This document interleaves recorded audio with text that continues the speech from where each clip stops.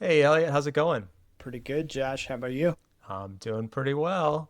You know what? We're up to 50 episodes. Can you believe it? I cannot. You've stuck with me for 50 episodes, huh? That's right. Yeah, we're coming up on a year here. I think we had a couple of bonus episodes in there that were shorter. Some of them we counted, some of them we didn't. But as we are coming upon this milestone, I thought it would be fun to kind of go back and recap some of the past episodes, looking through some of the things that maybe we discussed and whether or not our opinions have changed, and also just kind of maybe close the loop on some things if possible. Some things might be still up in the air, but I thought it would be fun to kind of look back and say, what did we talk about? Because a lot of these conversations are just between you and I, and we're trying to figure something out, but often we just left it as like to be continued. That's right. I mean, I think it would be only fitting for us to redo episode 1 right now, right? That's right. I I have not listened to that, but oh goodness, I know that one was I mean, I guess I edited number 1, so I did get to listen to it again, but yeah. Hopefully we're a stone's throw away or further than where we started. I don't believe I ever listened to that one because we immediately started getting some negative feedback, or not positive feedback, I guess. And Development opportunities, I believe, is how that is phrased in the corporate world, Josh. yes, yes, so we had a lot of opportunities. Hopefully we've improved. And I know we did a follow-up episode. It was somewhere in the maybe the early single digits, or in the teens somewhere, where we kind of talked through what we wanted to. It was kind of a reboot of episode one. We talked like, what do we want to accomplish with this podcast? And I think we both set a reminder on our calendars to listen to that as we approach the 1 year mark, which we're still a little bit a ways from, but it'll be interesting to see how we stack up to those expectations that we gave ourselves. That's right. More lists of lists. Well, it'll be an opportunity for us to call back to the corporate world. We can rate ourselves and give Oh ourselves an yeah. evaluation. That's right. We can give each other our own we can each write our own self-evaluations and then pass it across the table and rate each other, Yeah. right? We'll see if you meet expectations this year or if you're an area of concern. Yeah, I know. I'm uncertain. I don't know. I don't feel very confident about meeting expectations, but Yeah. My son has a little magic 8 ball car, so I'll give that one a good shake and say, outlook, yeah. come back later. Well, I pulled together a list earlier today of a few episodes that I thought we could touch on briefly, and just kind of go through and see where we currently stand on them. And just for fun, there was three that we did early on that would maybe not be, if we had the choice to make it over again, I don't know that we would have the same type of conversation back to back to back like we did. But I call it the car series, where we talked about like all things cars for 3 episodes, where it was like the price of cars and the insane amount of the debt that people have with cars. And then we talked about maintenance, and we also talked about how my little truck has been so valuable to me and my all my side hustle endeavors. So I just thought it would be fun to mention that I guess we're approximately 9 months later or something like that, that my little red truck is still going strong. It's a Chevy Colorado, nearly 200,000 miles on it. And I'm getting it geared up here in the next couple of weeks. I'm going to be driving it out to Colorado from Missouri, and then taking the road trip further and heading up to Montana. And a few people have kind of given a little pause whenever they've asked, like, what are you driving, or are you flying, or whatever? And I said, I'm just taking my truck. And they're like, oh, okay. With maybe a not so wise choice with a 200,000 mile car to be taken on a 4,000 mile road trip, but I'm pretty confident that it's going to hang in there and treat me well. That's right. Otherwise, we all know a mechanic in these two little windows here, right? Yeah, I'll have to find somebody. It'll be me. Yeah, it'll be you. Yeah. So moving on, episode 18, you and I were just talking about this before we hit record, actually. And if any of these you win a strike from the list as we go through them, I can certainly remove them from discussion. But in episode 18, we talked about add on, move, or do nothing. It was titled Elliot's Housing Case Study, Part One, which, Yeah, but part one of near infinite series, I think that's generally how my own life decisions go. Is you talked about ruminating in our previous episode, and I too like to ruminate, but hopefully I finally come to some sort of conclusion. So I don't know the answer for certain. I will say today, if you had to ask me, I would say do nothing. I I'm planting the flag in the ground and saying this is the house where we're gonna live for quite a while, and I'm sticking to it. okay, we'll see. Yeah, right. Episode 19 was the follow up to 18. I think we actually recorded this in one conversation and we just turned it into two separate episodes, but it was called Josh's Case Study Part One and it was titled Withdrawal Strategy because at the time my wife Lori was considering dropping down from full time work to part time. And she is still full time. She has not, we've essentially decided that part time really didn't make sense for because her employer was essentially she would work one fewer day per week, which would be nice, but she wouldn't get any benefits. She wouldn't have any earned time off or anything like that. So it was if she adds up all of the time off that she earns now, she it essentially equates to one extra day, one day a week she could take off, if that makes sense. Hopefully I explained that correctly.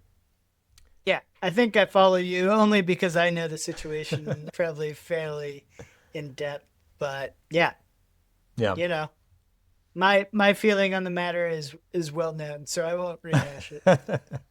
So in addition to that, we looked at my expenses and I mentioned in our previous episode, I don't we don't really track our expenses with any level of regularity. We did look at them for 2025.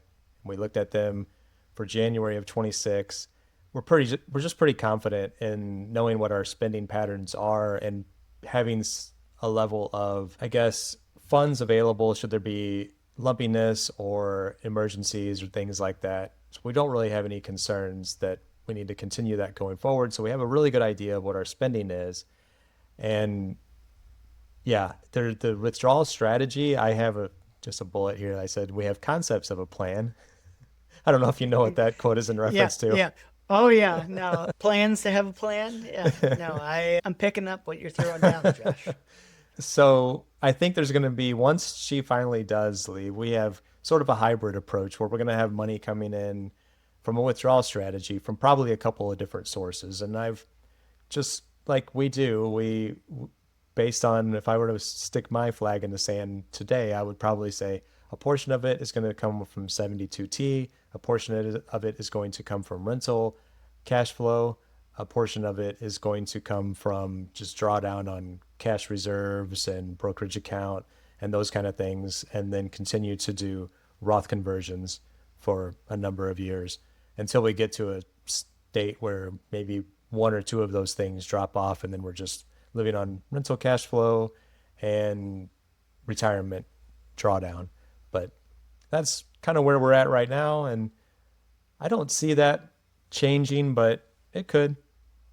So my only question in what you just said would be, what is the benefit or thought around doing both a 72T and doing Roth conversions?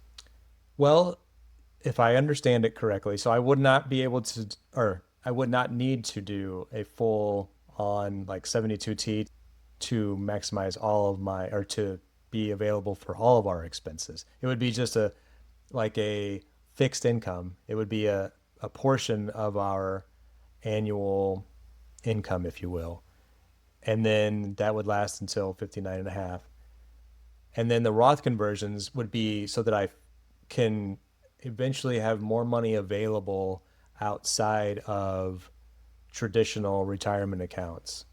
and have that available should I need to draw on additional funds after my brokerage account is depleted, after my cash reserve are depleted, and I have lumpiness that my rental cash flow can't support. Okay. I would say that I know this is kind of on our own list of to-dos, but yeah, I mean, I think this is one that certainly, I mean, I know that I have to do it for myself too, is figure out mechanics of really how what would a withdrawal strategy actually look like and what are the pros and cons of doing certain things. So I think, for lack of a better term, let's put a pin in this one, and we'll have a full episode on this at some point. Yeah, I agree. We did have a comment on that one. That was another thing I was going to say that we could talk about throughout this episode is just some of the feedback that we've received along the way. And I've been really surprised at some of the really thoughtful and positive feedback that we've had both in Spotify, where we see a lot of our comments come in, also on the YouTube side, and then we also receive emails, which all those opportunities are linked in the show notes. If anybody wants to reach out to us and give us any feedback, good, bad, or indifferent, that's always in there. We don't promote that enough, I would say, but I did get a comment from Petra back whenever we did this episode. She said, would there be an option for your wife to work 1 day less per week for, say, 4 or 5 weeks in a row just to see whether or not she likes it? And actually, Lori has done a pretty good job here lately of figuring out ways to sprinkle in time off where she usually wouldn't. So, like this Thursday, for example, she's going to do like a work from home day, which is kind of out of the ordinary for her. So, she's taking baby steps to try to reduce some of her workload and making sure that she's using her time off, especially her sick time, which she has a tremendous amount of hours available. I think we calculated it. I think it's something like 12 or 13 weeks of sick time. And if she were to leave, like she doesn't get paid out for that. And I'm like, that's time off that you've earned. And they also have a policy at her work where she can take 5 days consecutively without needing to have a doctor's note or anything like that, which I thought was Wow. pretty significant. I think at my Yeah. work it was 3 days. So that's something that I have seen signs of her working towards making sure that she's using her time off as opposed to hoarding it. Yeah. Definitely use it. Use it or lose it. Yeah. Here's a fun one. Episode 20 was titled Can Elliot Retire Soon?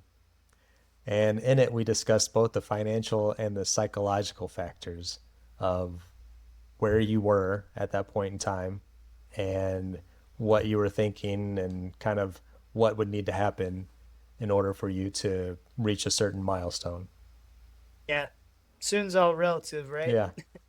And I continue to wrangle and wrestle with that question even to date. But as we just talked about on our previous recording here, my finger to the wind right now says I am within a year of calling it quits. Yeah.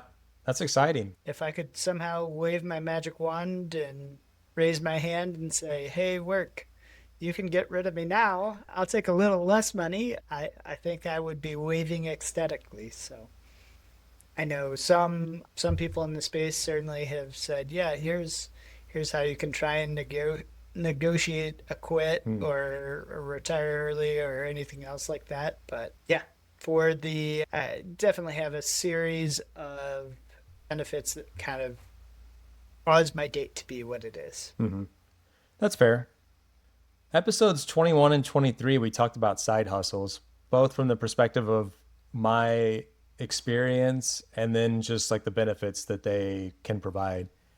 And I just put a note on here that I recently earned $10.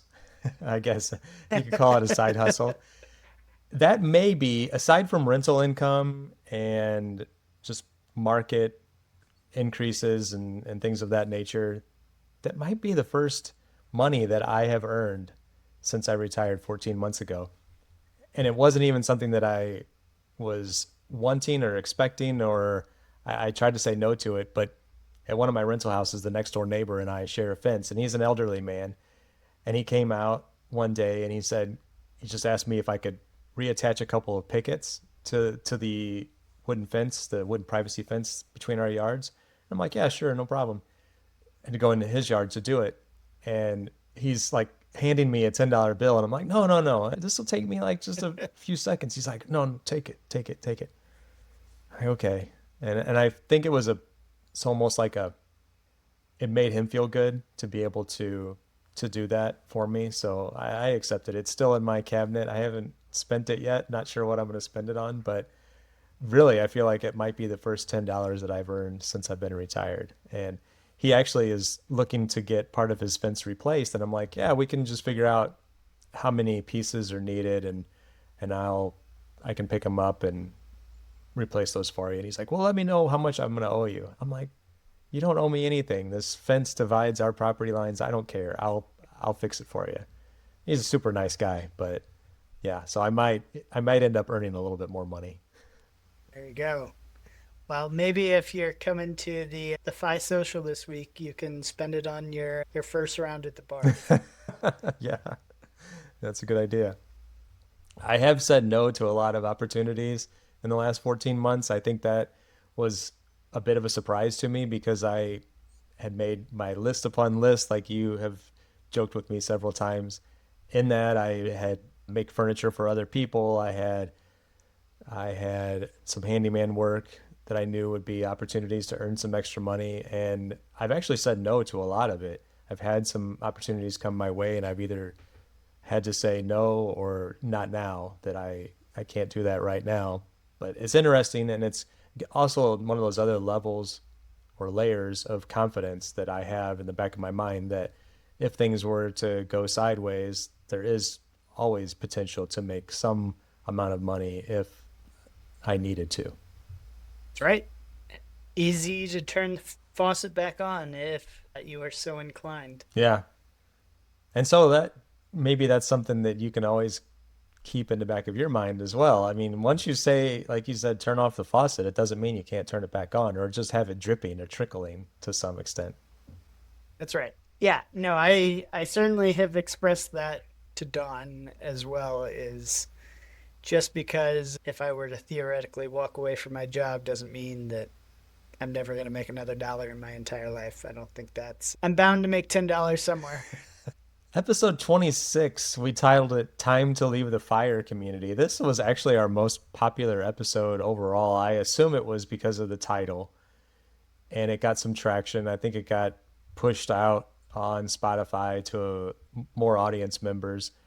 And it was a fun one where we just reflected on the Mad Scientist's post that he had shared whenever he released his little EP. I think it was in the winter with his new songs, and if you paid for the EP, he provided you with this little like insider blog post that he created, and we read through some of the points together and discussed it, and that was a fun one.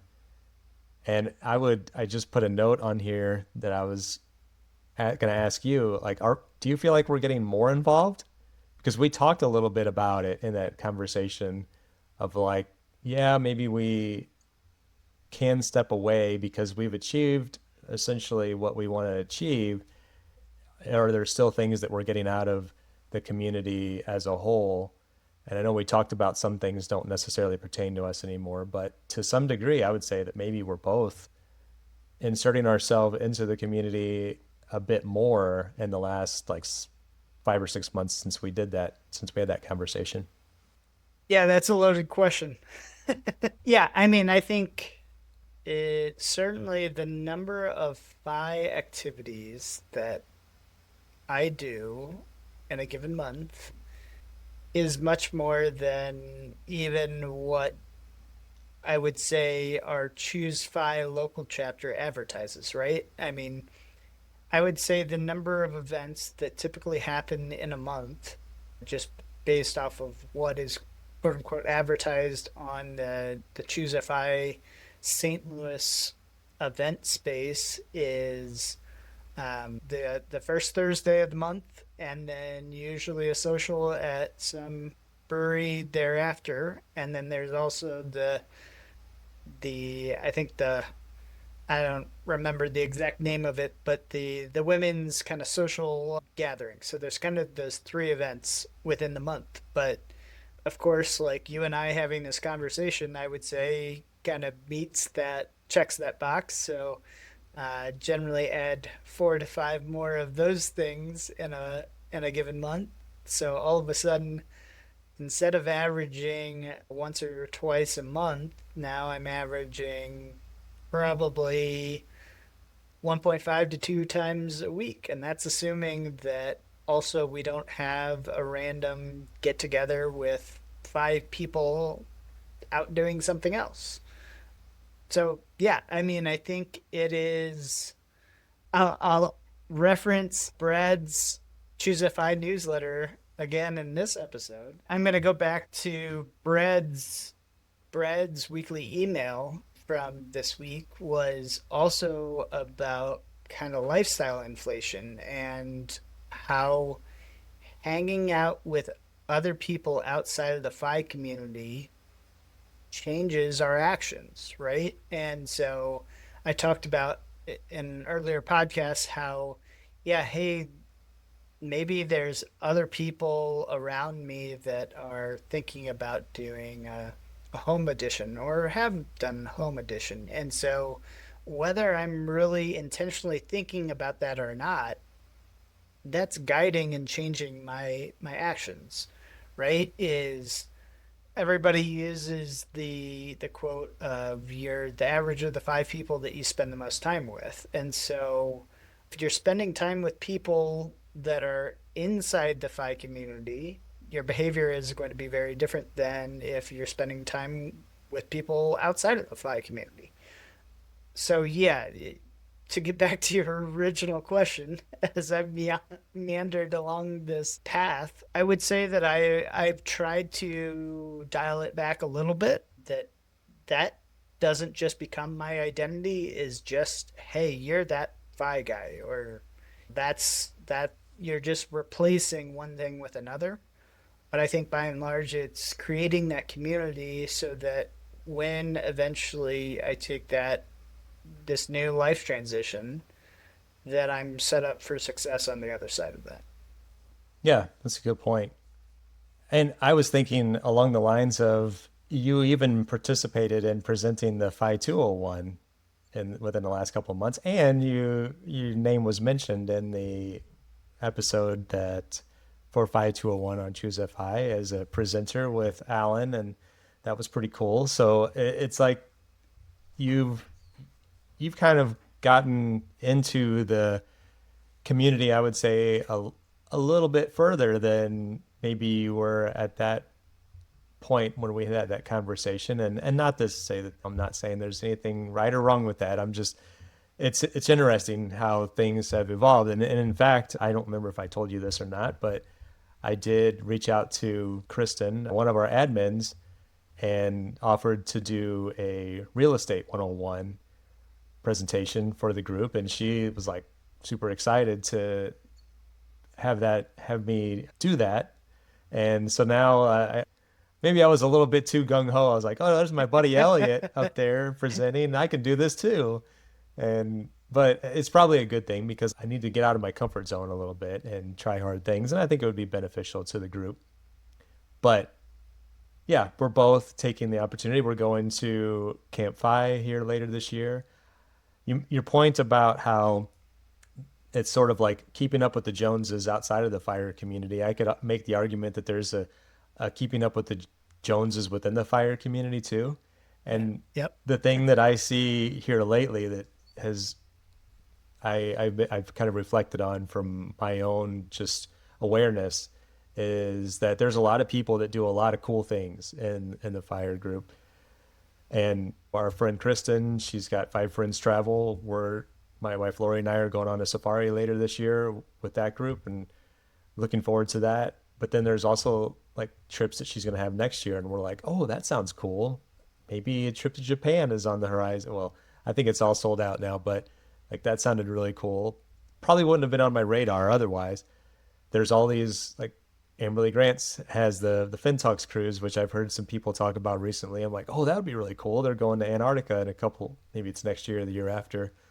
So I'm like seeing things as opportunities within the fire community where I'm maybe more it's on my radar and I'm like, oh, I want to do that, but I may not have necessarily thought of it on my own had that not been occurring. So it's kind of interesting that it's creating sort of like a I wouldn't say it's like a fear of missing out, but it's like a That's what I would have called it. Is I would have said it is FOMO by and large, or just yeah, the five marketing yeah. machine at work. Yeah, no, it's a real thing. And we can't do it all, obviously, but I know there are some in the community that do quite a bit, and that's really cool. I'm really happy for them. Yeah, absolutely. We also had a comment on that episode from our buddy Tim Joyner. He said, "Great pod, interesting conversation." From that episode where we were talking about time to leave the fire community, and just want to shout out Tim and his wife Gwen. They do the Fire Takes podcast. They've been on a little bit of a hiatus here lately, but they came back and they were some of the ones that were talking about all their awesome travels that they've done recently. This was a episode they had here in June where they were talking about they went on the cruise. They I think we're in Alaska. They've got some upcoming trips planned and like all the things that they're doing. And it's like, oh, that sounds really cool. So That's right.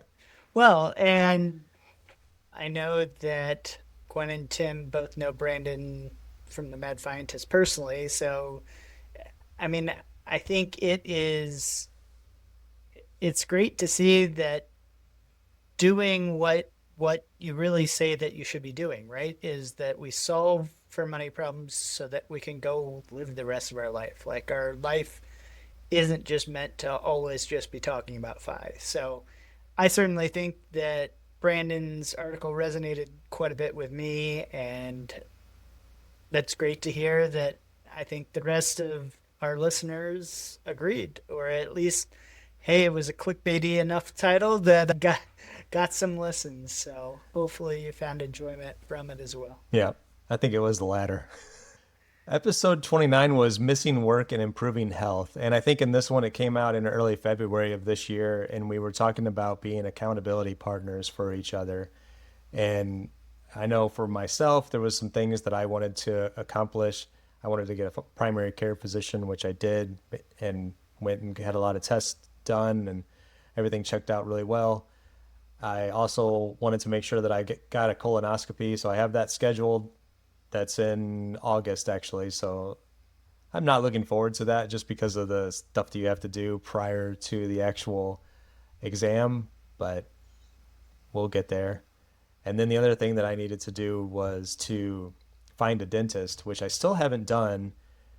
I did have a comment, I think it was on the YouTube side for that, where someone had suggested you can probably just go back to your previous dentist and pay the cash amount, and it's not going to be very expensive to do like a cleaning and x-ray and just like an annual like checkup. So it's probably something that I should do because I haven't been to the dentist in quite some time now since I have left employment. Well, I think it was like 6 months prior to that. So it's actually been almost like a year and a half for me.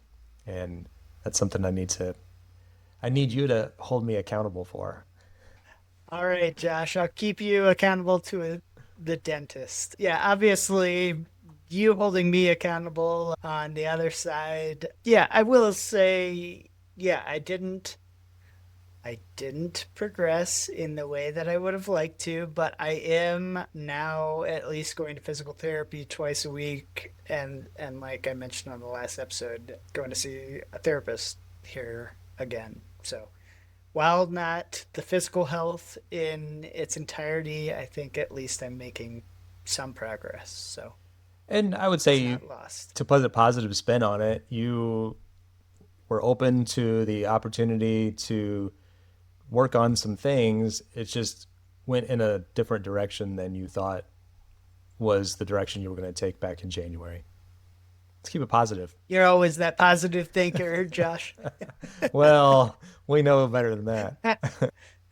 I don't know how much you want to talk about this one because we talked about it at length, but various episodes in our the 30s, the 30 through like 35 or 36, we talked about France. You went through the exercise of visiting France, talking about moving there. You guys were really close, and then you decided that it wasn't the best fit for your family at this time. Yeah. We can cut this one out because I don't know if you want No, to. no, no, no, no. That's I was intentionally being deadpan. No, yeah, that is completely accurate. Is we hit Control Z for all those computer nerds out there is just did the old undo and yeah, staying present in the good old US of A. But I mean, as far as some of these other comments that we had in those 30s is talking about leaving social media, um, Amazon, etc. At the time, I stayed off of social media. I'm the only social media site I am on to date is LinkedIn, and that will only persist until I think that I retire, and then I will get rid of that as well. Then I guess you're gonna have to know my phone number or email to really get in touch with me, or it's gonna be back down to the good old days of the '90s where, as a kid, you left the house, and I don't know how mom and dad really got a hold of us was yell out the front door or call a house phone at somebody else's house. Is Elliot over there? No, I haven't seen him. Yep, fresh out. So I will say that we have gone back to using Amazon again. So that is one change that we brought back into our life. Yeah, I mean, nothing to say about that beyond it is super convenient. Yeah. So they have lowered the bar of friction between purchase and delivering at your doorstep to making that super convenient. Just curious on the LinkedIn thing, what value do you get from that? Or is there a reason why, from a, like, because you said until I retire, is there something linked with your job that is beneficial? Yeah, that's a good question. Like, does your Mm, employer offer something through it that you're taking advantage of? no. Okay. I mean, maybe there is some LinkedIn learning potentially, but no, there's really not a reason for it. I think it's I had this conversation recently with somebody actually, I believe that was at a Phi gathering. I'm pretty certain. Imagine that. Yeah, imagine that. About kind of the signaling that goes on by being on LinkedIn and liking people's posts and Hmm. posting your own corporate BS that goes along with it. So I won't have that diatribe, but I use it for networking is Hmm. really the only reason that I have it. I did have multiple people actually reach out within the last week about asking for my help in trying to help others gain employment at my employer. So things like that. Yeah. Just a way to maintain relationships with old coworkers, I guess. Yeah. That makes sense. So And just like you mentioned, I don't I have not deleted my Facebook account or any social media accounts that I might have, but I do not have them on my phone and therefore I don't look at them. But recently I did have Facebook on my phone and I found myself like clicking on it. It's so oddly addictive that you'll click on it and then just start scrolling and you're like, what am I do? Like, it's just one of those things where I'm like, I felt like somebody else is controlling my body and my yeah, eyes to watch this thing. And so I got rid of it. And something similar happened with Instagram too. It was actually something that was a post. I can't remember what it was, something to do with the city that I live in, where it was like, hey, there's this information, but part you couldn't see all of it. And I clicked on it, and it was Instagram. And like you used to be able to click on Instagram and just pull it up in your browser, but you uh-huh. can't do that anymore. And so I They want downloaded you to it. have that account. Yeah. Well, I downloaded it and I was able to sign in. And then next thing I know, I'm looking at it days Scrolling. later. Yep. And so I got rid of that off the phone too. But I never look at these things on my laptop or on any kind of other device. So as long as they're not there on my phone, I don't pay any attention to them. Yeah. I will say the one, I mean, Facebook has a few features that still give me FOMO of not having it. Of certain groups have conversations that I think are valuable. I know our buddy Stephen Boyer, who runs Camp FI, he puts events out there for Camp FI prior to the actual event. And so if I wasn't going with like a group like I am right now, I would feel almost obligated to have an account just to, whether it was coordinating rides or just see what's going on, like certain things that I wish it wasn't on the book face, but it is. Now that you mention it, that might be what caused me to put it back on my phone was I saw that message from him for when we're going and it said, make sure that you are connected to whatever, the alumni group. And then I went in and made sure that I could see any posts that were coming through. It was like, make sure you say that you're going and then others, you can see a list of who all is going to be in attendance for the one that you're attending. So that's what got me back on it. And then I was hooked and was looking at it daily. And I'm like, it's not worth it. Yeah, well, especially because even if I got back on it just for that explicit purpose, my entire feed's going to be full of ads and other things that aren't even the people that I care about. Yeah. So, yeah, it's a bad thing. Yeah, for sure. Episode 42. This one was more recent where I posed the question to you, should I take an early withdrawal from my 401k to fund discretionary spending? This one got a lot of feedback, both on all of the platforms that I just mentioned, and it also kind of came up in our local group, and I had members of our local community reaching out to me and offering suggestions. So I got a lot of feedback on this one, and just to for context, it was we were looking at the opportunity to do some work on our house. We thought that it was going to cost us around $60,000. I thought instead of pulling it from cash right now and basically depleting our cash and or brokerage account, why don't we take a withdrawal from our 401k, eyes wide open, pay the penalty, pay the taxes, and get this work done that we wanted to have done.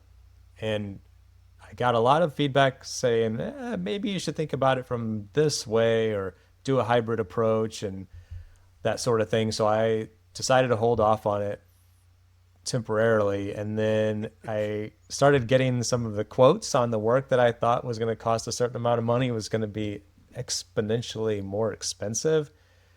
For instance, I had roughly budgeted $60,000 for everything. And one of the projects, a new deck came back and it was over $60,000. And I was like, that's absurd. I'm not going to do it. I would rather just build the deck myself. And that's just my own. Lori and I had the conversation. We're like, we can do this. I mean, we have the footprint in place. It's essentially my next door neighbor is doing the exact same thing with a friend right now, where he's removed his deck that's rotten and replacing it, the footprint, with a new decking. So I'm like, I'm not going to spend that kind of money for a deck. It's not worth it to me. I'll go a different route. So haven't done any withdrawals. Don't really plan to. I don't see that in our future. But I thought it was a good, I guess, just exercise to think through overall, like what would be the pros and cons of doing something like that. Yeah, absolutely. Did have some comments on that one that I wanted to highlight. One, Stangman89, he said you should, or they said you should be able to use rule of 55. As long as you're retired from your employer, it's 55, not 59 and a half.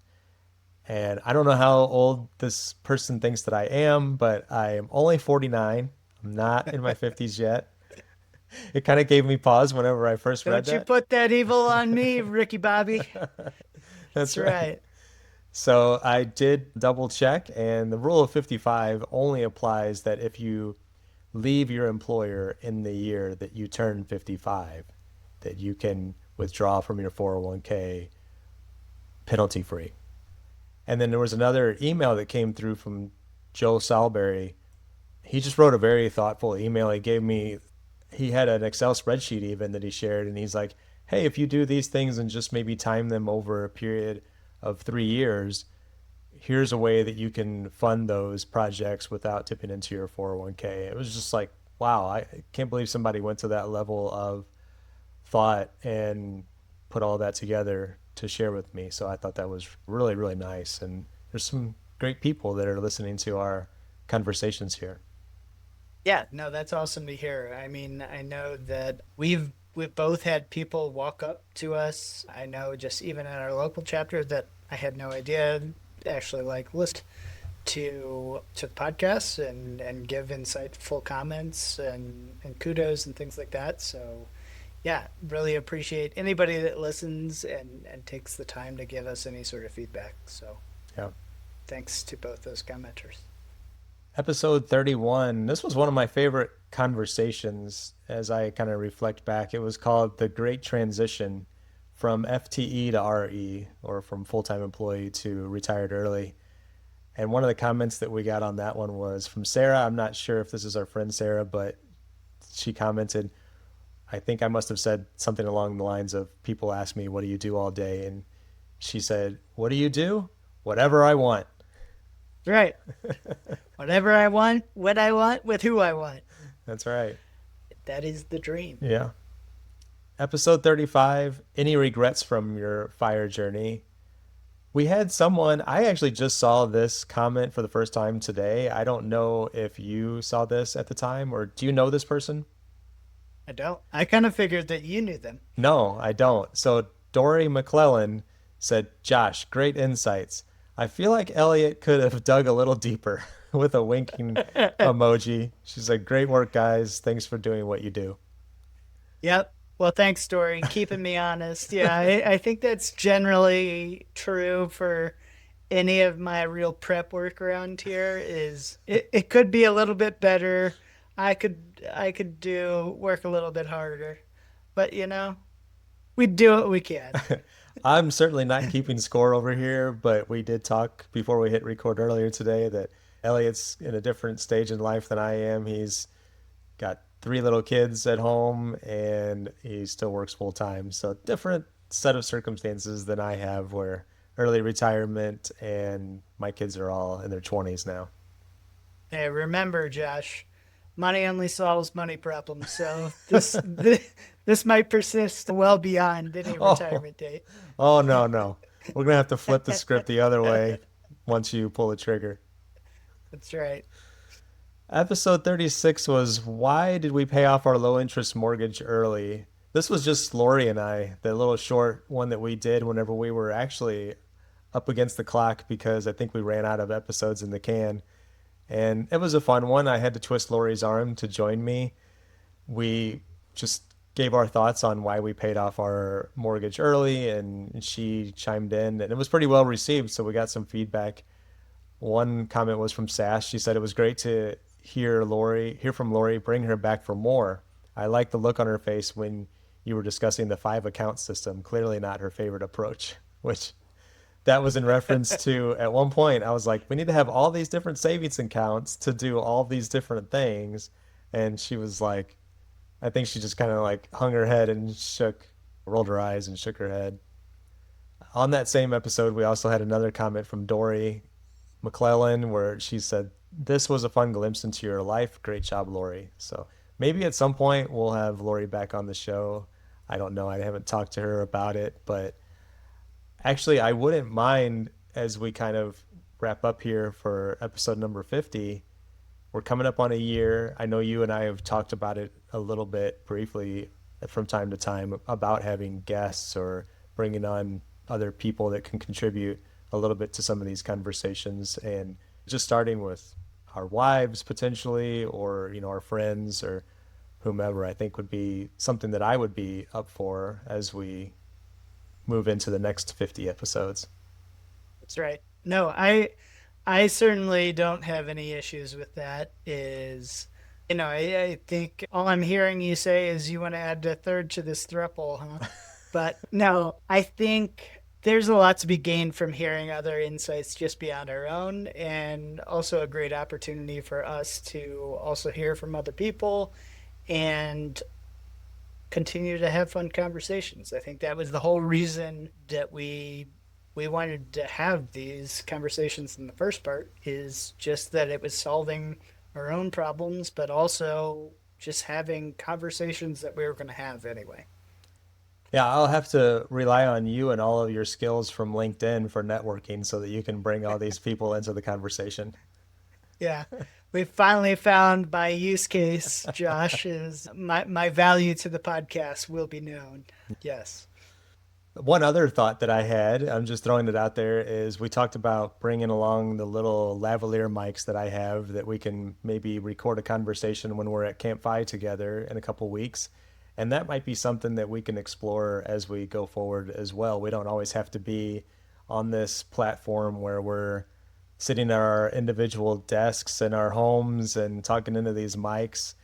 I thought maybe why couldn't we just go have a beer somewhere and hit record with our little lab mics and touch on a topic that might be on our topic list and knock it out that way in person as opposed to virtually. Yeah, you're going to get a very different conversation, I think. But no, I said during of one course, beer. yeah, exactly. No, all kidding aside, certainly not opposed to that. Well, I'll just wrap up saying that it's been a really good run. I think I've learned a lot. It's been very helpful. I look forward to it all the time. I'm looking forward to the next 50 episodes and beyond and just continuing this thing. And we've received a lot of great feedback, a lot of positive support. And as always, we have those links down below. And I'll just kind of conclude with we did receive one email from someone who said, "Hey, I'm thinking about starting a podcast too. How much money do you guys make from yours?" And I don't know if you remember that one or not, but No, yeah, I don't remember that one.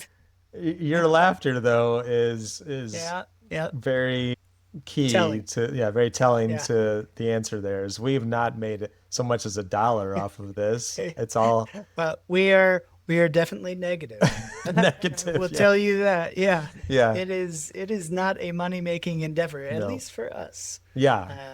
I So I don't know that we ever have had that desire, or I mean maybe once upon a time we're like, maybe we can earn enough to support the things that we have to pay for, like the hosting and Descript, and maybe pay ourselves back for the equipment that we purchased. But that's a long shot, and that's quite a lot of money actually. So right. Yeah.